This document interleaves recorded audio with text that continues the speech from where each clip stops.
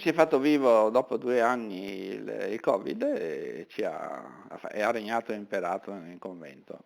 Nonostante tutte le precauzioni che abbiamo preso, abbiamo resistito 2 anni e adesso praticamente dalla prima settimana di aprile è entrato un po' in sordina e poi avendo le persone anziane qui è difficile, sono state contagiate, per fortuna in modo leggero. Troppi casi di Covid e così la chiesa conventuale dei frati minori cappuccini di Conegliano è rimasta chiusa proprio nei giorni delle celebrazioni pasquali. A raccontarlo il superiore della fraternità, padre Giorgio Basso, tra i pochi a non essersi ammalati.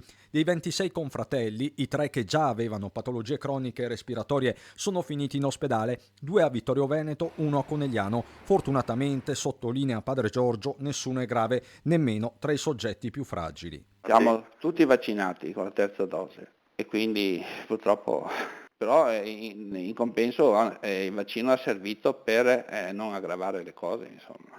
Perché poteva andare peggio se non fosse. Certamente se non ci eravamo vaccinati sicuramente le cose andavano molto molto peggio perché ci sono alcuni casi patologici molto importanti, insomma, e quindi questo vaccino ci ha salvato, insomma. Una Pasqua vissuta in isolamento, ma non per questo meno Pasqua, anzi. Abbiamo fatto la nostra Pasqua di risurrezione purtroppo con il dolore di questo Covid, però in modo sereno, insomma. Differente dalle altre Pasque, è chiaro, questo non avendo celebrato tutto il trio della settimana santa, però